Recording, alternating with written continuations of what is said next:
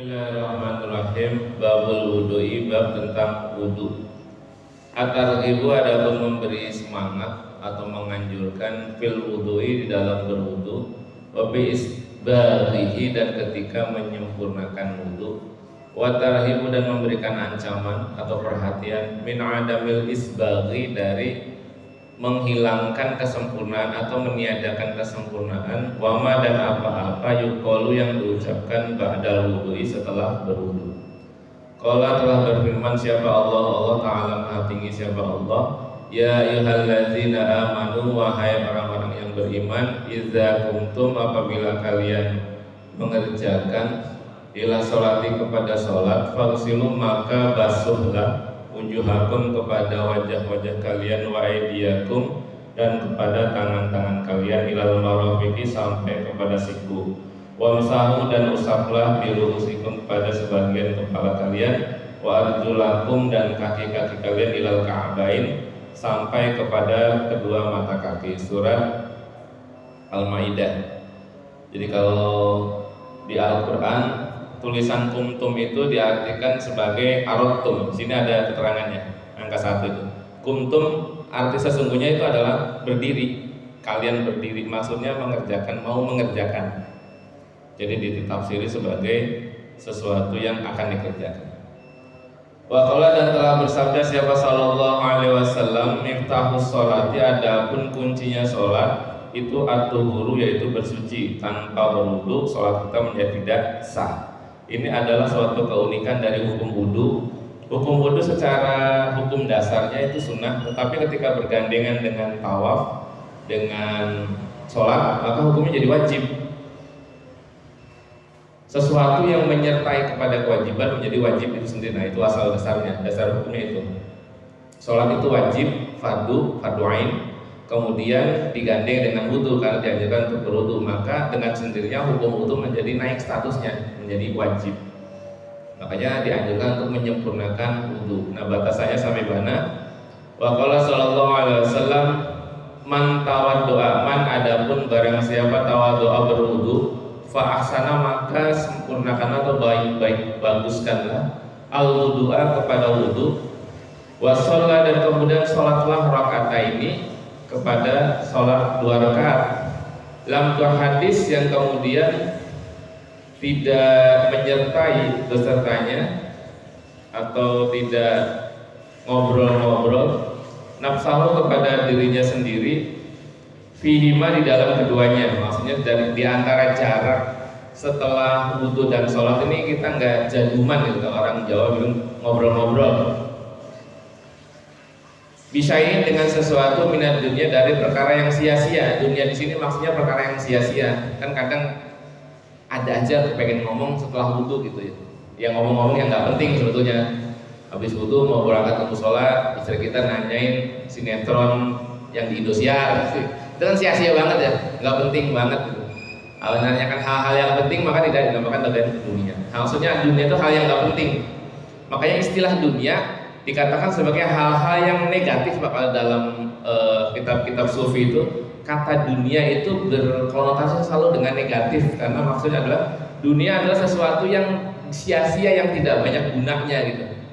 Padahal kita kan hidupnya di dunia ya, tetapi seolah-olah gitu. Yang dimaksud adalah perkara-perkara yang tidak ada gunanya itu disebut dunia. Nah, perkara-perkara yang ada gunanya dalam pengertian kehidupan kita di dunia itu namanya kebutuhan. Nah, lebih khususnya lagi kitab-kitab sufi itu menyebut dunia itu adalah syahwat, kesenangan yang tidak berguna maksudnya.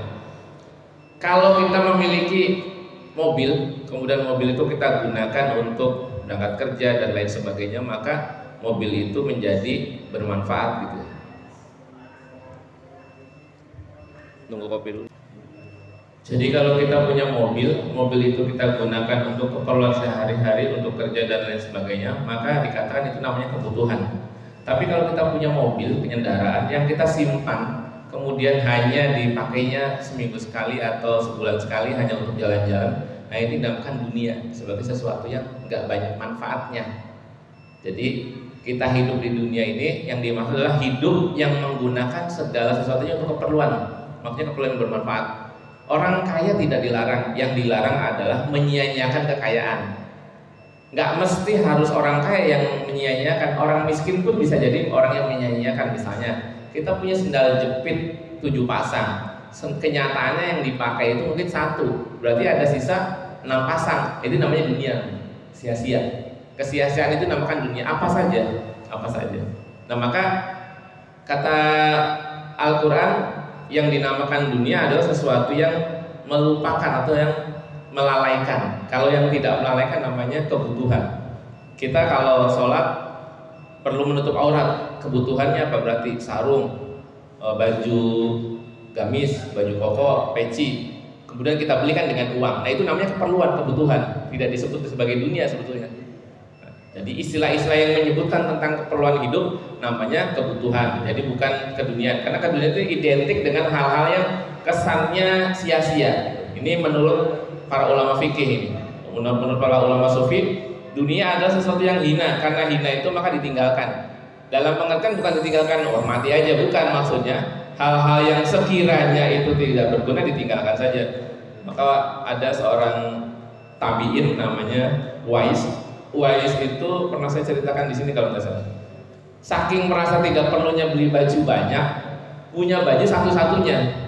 Itu pun mau sholat Jumat, ada pengemis datang ke Uwais, kata pengemisnya, bisa nggak kamu ngasih sedekah ke saya? Bisa, tunggu sebentar. Kemudian dia masuk, dia tutup semua pintunya, terus tangannya keluar sambil menyerahkan sesuatu, ya bajunya itu. Dia telanjang di dalam rumah. Ini Pak katanya, bawa sana. Akhirnya geger Uwais nggak sholat Jumat gitu. Nggak sholat Jumat, wah ribut. Orang udah pada suuzon aja. Begitu ada seorang sahabat yang terkenal nanya, Uwais, ini kamu ini kan tabiin nomor 1, masa nggak Jumatan sih? Iya, saya nggak punya baju.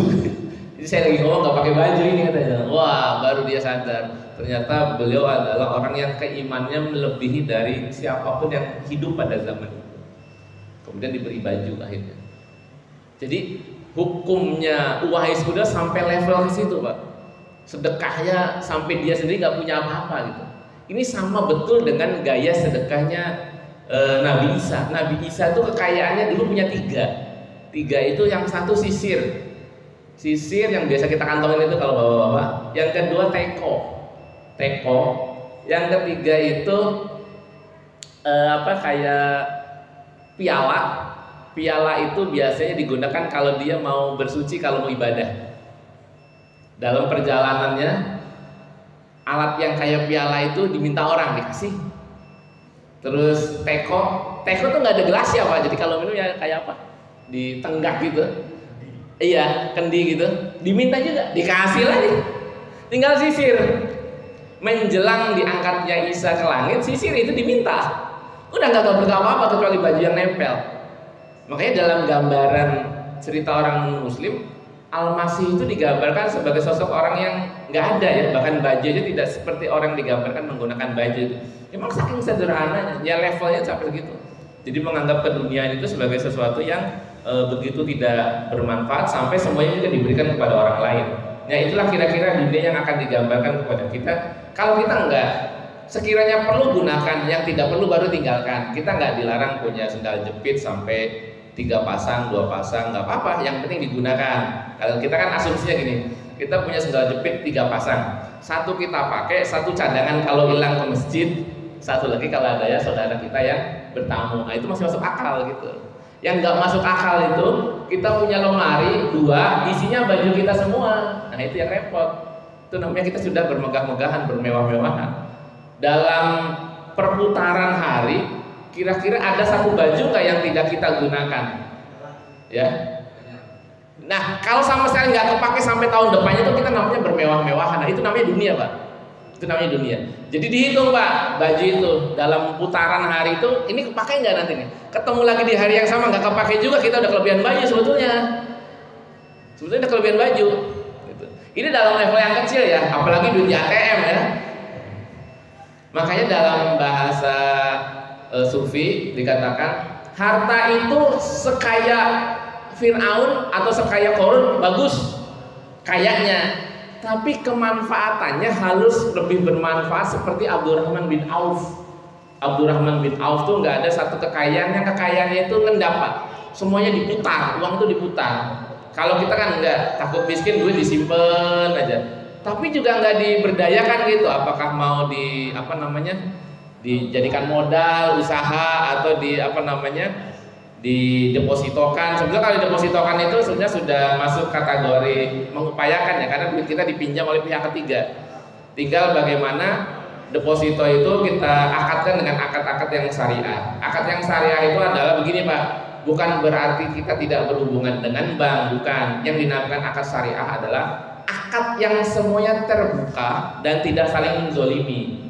Bank sebetulnya walaupun judulnya syariah masih ada yang ditutupi Pak. Dalam undang-undang bank ada yang namanya kerahasiaan bank. Ini dalam akad syariat ini namanya goror. Nggak boleh. Ada sesuatu yang ditutup-tutupi nggak boleh. Sesyariah apapun pasti ada undang-undang rahasia bank, ini tetap goror. Maka itu yang dari dulu saya protes itu, termasuk Buya Sakur juga protes begitu. Menurut Buya Sakur waktu itu presidennya Gus Dur itu pernah protes ke Gus Dur. Gus, Boya aturan ini dirubah. Kata Gus Dur sudah pernah. Saya dicaci maki kata Gus Dur, saya dicaci maki. Boya terbuka bank itu. Kalau memang dia itu nggak punya uang, ya jangan merasa punya uang. Bank itu kan rata-rata nggak punya uang sebetulnya. Uangnya kan dari kita, dikumpulkan dari nasabah. Kemudian seolah-olah dia punya uang, padahal enggak. Andai kata seluruh nasabahnya ngambil duit semua, mampus dia. Iya kan? Semamput. Duitnya habis, nggak punya pegangan. Jangankan untuk dipinjamkan ke pihak lain, untuk bayar karyawan juga mati dia. Gitu. Ini yang menjadi titik dari dimana bank itu distatus sebagai riba, sebagai keharaman. Jadi ada yang disembunyikan. Sama aja kayak gini Pak, Bapak kerja ketika kerja kerja aja. Terus kita tanya sama bos kita, bos gaji saya berapa? Udah pokoknya kamu kerja di sini sebulan, nanti saya gaji. Gajinya berapa bos? Kerja aja pokoknya lah. Ini namanya goror Pak. Akad begini nggak boleh. Ya walaupun dalam kenyataannya misalnya bos kita ngegaji dengan lebih dari 10 juta, kita kan senang. Tapi kesenangan kita itu ditutupi atau diganggu dengan ketidakpastian namanya. Itu nggak boleh. Yang di dalam syariat itu semua yang namanya tidak pasti itu dilarang, harus terbuka. Makanya dalam istilah syariat itu keterbukaan dan akadnya yang diperbaiki. Jadi walaupun judulnya syariat, kalau semuanya ada yang ditutup itu namanya bohong. Itu dikatakannya bohong. Di sini yang menjadi status bank itu masih dikatakan ada haramnya, bukan seluruhnya haram, tidak seluruhnya haram. Karena kita juga kan kalau mengatakan bank seluruhnya haram, kita hari-hari belanja pakai duitnya dari bank, ya, yang memproduksi uang. Masa kita nggak mau pakai uang belanja tuker-tukeran gitu sama warung? Iya, barter. Mana ada mau bisnis sama kita? Gitu. Tetap ada sesuatu yang dibolehkan di dalam bisnis, di dalam penggunaan bank. Yang kita tinggalkan yang gorornya itu, yang tidak diketahui itu. Lanjut.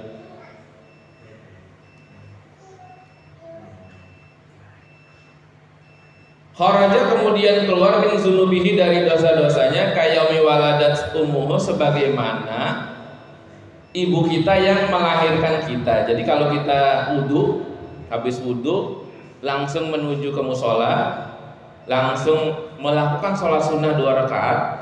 Sholat sunnah ini bisa namanya syukur wudu, bisa tahiyatul masjid, bisa ba'diyah, bisa qobliyah atau yang lain-lain, sholat mutlak, sholat yang lainnya, awabin juga boleh.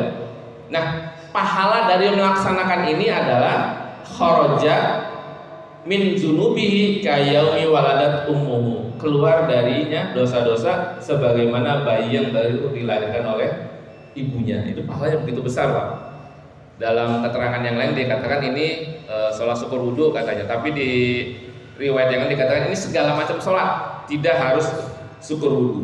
Karena sejarahnya dulu syukur wudu itu dari pertanyaan Rasul kepada Bilal. Dalam sebuah mimpinya Rasul mendengar suara Bilal. Jadi Bilal itu karena beliau itu kan dulunya budak, kalau jalan itu kakinya kerasak kresek gitu, khas banget bunyinya. Rasul mendengar itu suara itu di surga ketika beliau tertidur. Ada yang mengatakan Rasul mendengarnya ketika Mi'raj. Nah kemudian Rasul menanyakan, wahai Bilal, kamu nih ngapain sehari-hari? Emang kenapa ya Rasul? Saya dengar suara kamu sudah ada di surga. Kakinya sudah ada di surga, suara sendalnya. Saya nggak ngapa-ngapain ya Rasul, kecuali sama dengan sahabat yang lain. Cuma saya kalau habis wudhu kan nyari air susah nih. Nyari air itu kan susah. Maka saya berterima kasih sekali kepada Allah atas mendapatkan air ketika saya bisa berwudhu. Maka dilakukan sholat sunnah syukur wudhu. Habis berwudhu kita sholat sunnah. Masih basah tapi jangan udah kering udah 2 jam baru syukur, nggak bisa. Udah masih basah, masih netes, kita sholat sunnah itu sebagai bentuk rasa terima kasih kita kepada Allah untuk diberikan air dalam berwudhu. Jadi ini pahalanya seperti itu. Wa qala sallallahu alaihi wasallam, idza tawadhu doa, apabila berwudu, siapa al-abdu seorang hamba, al-muslimu yang muslim itu artinya yang menyerahkan dirinya. Wa tamat madok, maka sebaiknya ia berkumur. Maka kemudian ketika setelah dia berkumur, kharajatil khotoya min fihi, maka akan keluar segala macam dosa dari kesalahan berbicara dari mulutnya. Jadi kalau kita berkumur-kumur itu pahalanya apa? Selain bersih ya kita mendapatkan pahala dosa-dosa keluar dari mulut kita akibat dosa kayak ngomongin orang, fitnah, nuduh segala macam itu bisa diselesaikan. Tapi ini yang sifatnya ringan kalau kata ulama. Dosa fitnah tidak bisa, katanya begitu. Dosa yang bisa hilang adalah dosa gibah aja, dosa ngomongin orang. Tapi kalau nuduh, fitnah nggak bisa pakai berkumur katanya. Karena fitnah harus diselesaikan di pengadilan. Ketika tidak terbukti, kita dihukum cambuk 40 kali untuk perempuan, 80 kali untuk laki-laki. Seumur hidup kita, andai kata kita masih hidup setelah dicambuk, kita tidak boleh jadi saksi, walaupun sekedar saksi nikah, nggak boleh. Kalau udah ketahuan nih, ada orang nuduh, kemudian tuduhannya tidak terbukti di pengadilan, maka si pemfitnah ini kesaksiannya seumur hidup ditolak, nggak boleh. Begitu besar orang hukuman bagi yang menuduh dengan sembarangan. Maka dalam tradisi Islam, boro-boro mau fitnah, wong gibah saja dilarang gitu maksudnya. Gibah saja dilarang, apalagi fitnah gitu. Kalau orang sudah terbiasa menggibah, jangan tanya fitnah, udah pasti dilaksanakan. Tapi kalau orang sudah berhati-hati terhadap gibah, maka fitnah akan ditinggalkan. Gitu Pak, caranya begitu maksudnya. Kayak orang undangan dibikin jam 8, yang datang kan lewat jam 8 ya. Tapi kalau kita undangan dibikin jam 7, orang datang jam 8 gitu. Kayak gitu kira-kira, modelnya begitu. Ya dibikin karet gitu. Nah, kita lanjutkan. Faizas tan saro, maka apabila selesai menyiramkan atau selesai nyedot. Kalau berwudu itu kan dalam fikih itu antara berkumur dengan menghirup air dengan hidung kan jadi satu ya. Cuma karena kita agak kesulitan maka berkumur sendiri, bersihin hidung sendiri. Yang aslinya bareng. Cuma kalau bareng kayaknya ribet dah. Maka para ulama misahkan. Namanya istinsak namanya. Setelah kita beristinsak, kharajatil khotoya, maka keluar dari kesalahan itu min anfihi, dari hidung kita. Jadi dari hidung kita adalah melakukan istinsak, kemudian dosa-dosa yang dihasilkan dari hidung maka akan keluar. Faiza ghusala, maka apabila membasuh wajhahu kepada mukanya, kharajatil khotoya, maka keluar kesalahan min wajhihi, dari wajahnya. Dosa-dosa dari wajah kita sudah pada tahu semua. Hatta, sehingga takhruju, keluar min tahti asfari ainaihi, keluar dari bawah jidat ainaihi, di mata kita. Jadi dari apa namanya ini? Kelopak mata itu apa sih? Ini yang bawahnya kelopak mata. Ini nih. Ada dosa di situ. Dosa kegenitan namanya. Kalau untuk cowok-cowok tukmis itu genit. Tapi kalau untuk cowok-cowok nggak tukmis tapi dosanya dari situ, itu namanya penyakit ain, Pak. Penyakit ain. Penyakit ain itu adalah penyakit yang senangnya ngagul-ngagulin orang. Nah, akibat dari ngagul-ngagulin orang itu yang diagulin itu jadi sakit. Gitu. Muji berlebihan, namanya sakit ain. Cuma ada beberapa ustadz yang menceritakan penyakit ain itu berlebihan banget, katanya kalau terusan kena penyakit ain bisa mati. Ya enggak, ain itu sebenarnya mini sihir, namanya sihir yang kecil. Jadi kalau saya pengen ngejatuhin bapak nih, cukup saya berdiri di forum kemudian cerita tentang yang tidak ada dalam diri bapak sebagai bentuk pujian, itu namanya sakit ain. Otomatis kan jadi kitanya busung dada gitu. Nah, busung dada itulah nanti kita ke sleo lidah, ke sleo sikap, ke sleo tindakan gitu. Nah, itu dinamakan kita kena penyakit ain. Nah, itu adanya di sekitar kelopak mata bagian bawah. Itu dosa-dosanya. Kalau penyakit tukmis ya centil aja. Centil itu maksudnya dalam tindakan kita tuh seperti orang yang melecehkan perempuan gitu. Kalau misalnya bapak manggil anak bapak yang perempuan manggilnya cinta, sayang, itu bukan centil namanya. Manggil anak tetangga kita manggilnya sayang, cinta, ya bukan centil. Yang maksudnya centil tuh udah jelas-jelas kita punya istri, kemudian kita ngegodain anak gadis orang, itu centil namanya. Ya belum pengen kawin belum, baru ngegodain doang gitu. Itu centil namanya. Kalau saya, karena murid saya itu kan banyak perempuan, sementara gestur saya itu gestur preman gitu. Maka saya ingin meredakan gestur itu dengan bahasa-bahasa yang dihaluskan, Pak. Saya kalau manggil murid saya itu manggilnya cinta, manggilnya sayang gitu. Enggak laki-laki, enggak perempuan, sama aja. Sama aja untuk meredakan itu. Jadi ada dulu saya ngaji pernah di Perum 1 itu, saya baru duduk begini nih. Anaknya datang sih langsung nangis. Saking takutnya sama saya. Dulu itu. Kenapa dia nangis ya? Aku takut sama bapak katanya. Takut apa ya? Rambut bapak gondrong nggak? Akhirnya saya potong rambut langsung tuh, dibotakin. Masih nangis juga. Kenapa deh? Bapak botak. Iya semua. Digondrongin salah, dibotakin salah gitu. Oh ternyata gaya saya yang harus dirubah. Gaya saya dirubah. Dulu ya saya gondrong memang, habis itu setelah dibotak ternyata masih serem juga. Oh ternyata gayanya dirubah. Saya dibikin lebih dibikin luas, dibikin kegenit-genitan gitu. Makanya gimana dia kabarnya dia? Oh ya orang yang itulah kayak sok kenal sok deket gitulah. Iya SKSD gitu. Yang sebetulnya kalau dalam bahasa Sunda itu ya sumeah gitu ya. Ya someah gitu. Sumeh gitu, kalau orang Jawa bilang sumeh, kalau orang Sunda bilang someah. Ya pengennya begitu gitu. Cuma ya namanya muka nggak pernah bohong gitu. Jadi orang tetapnya takut gitu, sangar. Ya padahal sangar begini kan karena emang hari-hari kejemur gitu, bukan hobinya marah-marah. Ya model style begitu boleh Pak. Artinya merubah gaya kita itu nggak apa-apa. Karena dulu di zaman Nabi juga ada orang yang penampilannya sangar. Saking sangarnya, ketika ngadepin raja dari Mesir, namanya Ubadah bin Somit. Raja itu megang gelasnya deg-deg Pak. Begitu dikasih tahu, tolong, orang Islam katanya, bisa nggak ada juru bicara yang nggak kayak gini katanya. Emang kenapa raja? Orang itu udah tinggi, besar, hitam, botak lagi. Saya risih lihat ya, padahal takut maksudnya. Akhirnya Ubadah bin Somit itu diceritain,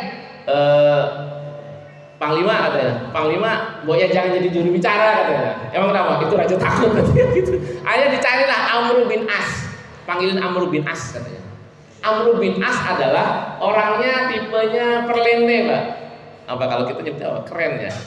Parlente itu dandan, wangi, terus sisiran. Kalau sisiran itu gaya rambutnya manis gitu. Di samping orangnya juga ganteng. Amr bin As itu ganteng karena kalau ngomong enak. Sebelum ngomong Amr bin As itu senyum dulu. Akhirnya jadilah juru bicara kaum muslimin ketika menghadapi Raja Mesir. Ngobrol-ngobrol aja ketawa-ketawa. Raja ketawa-ketawa gitu. Nah, habis ketawa-ketawa itu, gimana raja? Jadi perang nih katanya. Oh nggak usah perang lah, orang kayak gini diajak perang katanya gitu. Itu rajanya saking enaknya ngobrol sama Amr bin As. Jadi penaklukan Mesir tuh ada beberapa gubernur atau raja yang menyerah tanpa syarat, yang ngeyel-ngeyel baru diperangin gitu. Nah, akibat dari gaya berpolitik Amr bin As itu, maka simpati orang Mesir menjadi tinggi. Ditambah Amr bin As merubah kebiasaan dari penaklukan negeri Islam. Setiap penaklukan negeri Islam itu biasanya yang tidak mau jadi orang Islam dijadikan budak. Khusus untuk kasus negara Mesir, Amr bin As merubah peraturan itu. Pokoknya semua yang kemarin dijajah sama Romawi dibebaskan, tidak dijadikan budak, tanah-tanahnya dikembalikan. Tapi barter, tolong agama lama jangan dipeluk. Nggak nyuruh Islam nggak, tolong agama lama jangan dipeluk. Akhirnya mereka karena agama lama jangan dipeluk, saatnya milih apa? Ya udah Islam aja gitu. Hanya milih begitu Amr bin As itu. Simpati kepada Islam semakin tinggi. Nah kemudian dalam kejadian kedepannya, semua tentara Amr bin As itu paling banyak dari Mesir karena banyaknya simpati kepada Amr bin As. Jadi dari hal-hal yang sifatnya ringan-ringan saja bisa memunculkan dari simpati Islam kepada kita. Makanya dalam hal-hal seperti berpenampilan, Islam menganjurkan wudhu, mandi segala macam itu kan sebetulnya untuk merubah style kita atau gaya kita. Gaya-gaya rapi, bersih ini sangat disukai oleh manusia pada umumnya. Faiza gosala maka apabila membasuh yadaihi kepada tangannya, kharajatil khotoya maka keluar darinya kesalahan min yadihi dari tangannya. Kesalahan tangan kita sudah pada tahu semua. Korupsi, tanda tangan nggak bener, nempelin orang, ya pokoknya banyak lah tangan-tangan itu dosanya. Hatta sehingga tahruja keluar min tahti azbarihi dari kuku-kukunya. Jadi saking banyaknya dosa yang keluar, bahkan dari kuku pun bisa keluar akibat dari berwudu tersebut. Makanya kita kalau berwudu itu dibaguskan agar bisa mendapatkan fadilah menghilangkan dosa. Fahiza masa maka apabila mengusap biroksi sebagian kepalanya, kharajat maka keluar al khotoya kesalahan min roksihi dari kepalanya. Hatta sehingga tahruja keluar min uzunaihi dari kedua kuping. Dari kedua kuping. Ya walaupun dalam berwudu itu kuping itu kan bagian ya. Dalam tradisi berwudu tuh gini Pak sebetulnya. Ketika kita ngambil air kan begini tuh, jempol ini nggak dikenakan ke kepala, nah gitu. Nanti jempol kembalikan ke telinga gitu. Tapi karena ulama kita pengennya ngegampangin, biar kita gampang dipisah. Kepala 1, 2, 3, telinga gitu. Yang sebetulnya jadi satu gitu. Sebetulnya jadi satu. Kayak berkumur dengan apa namanya? Istinsak itu ngirup air dari hidung jadi satu. Karena banyak anak-anak yang nggak bisa dipisah gitu, maksudnya gitu. Jadi ketika berwudu itu jempol kita tidak disentuhkan ke kepala. Ketika membasuh kepala tujuannya di akhir nanti menyentuh kepada telinga gitu. Faiza wa iza gosala maka apabila membasuh rijlaini kepada kakinya, kharajatil khotoya maka akan keluar dari kakinya min rijlaihi dari kakinya hatta sehingga tahruja keluar min tahti asfarihi dari bawah kukunya, rijlaihi kakinya. Suma kemudian karena yang adanya dia masyuhu berjalannya ilal masjid ke masjid wa sholatu dan sholatnya nafilatan sebagai sholat sunnah lahu baginya.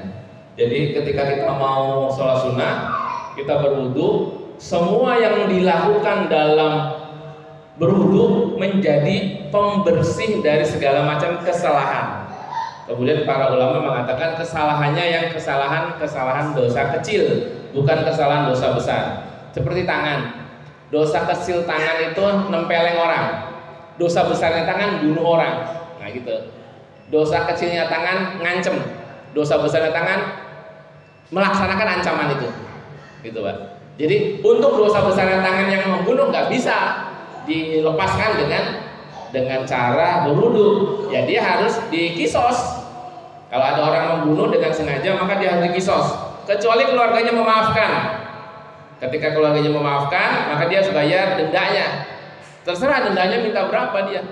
Dalam satu kejadian dulu, Prabowo Subianto itu Menhan pernah membayar diat atau uang pengganti dari orang yang dibunuh oleh warga negara Indonesia di Arab yang statusnya sebagai pembantu rumah tangga, itu totalnya sampai 64 miliar Pak, untuk satu orang.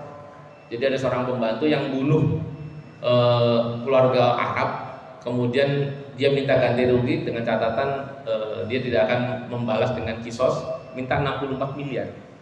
Yang bayar itu Prabowo. Jadi sampai sebegitunya orang itu untuk menghindari dari dosa membunuh.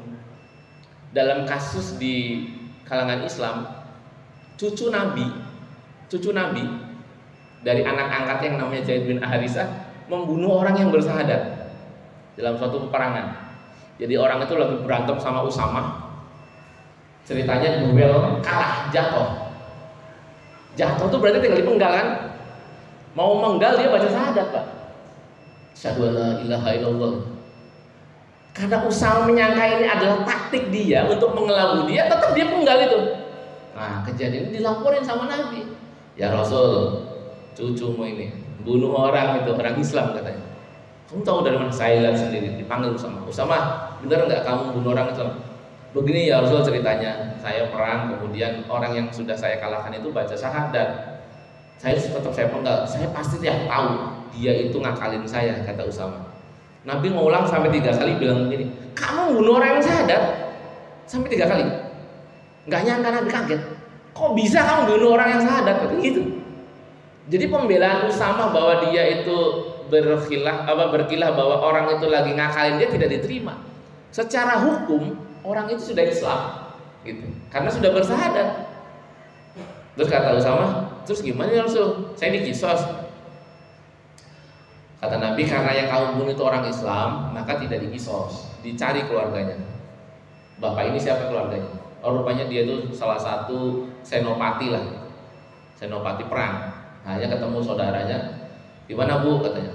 Keluarga ibu ini secara sadar bersahadat itu sudah Islam statusnya. Dibunuh oleh pasukan saya, Usamah. Statusnya ya cucu Nabi. Usamah itu kan karena anaknya Zaid bin Harisah. Zaid bin Harisah anak angkatnya Rasul. Ya sudah bayar diatnya aja. Minta berapa? Minta 100. Bukan 100 dinar, 100 unta. 100 unta. Pada saat itu harganya satu unta itu sekitar 40 jutaan. Akhirnya bayar. Bukan pakai duitnya Usamah kan udah orang nggak punya. Ketika perang selesai, ya Rasul, ini harta rampasan perang dapat sekian, sisanya ini.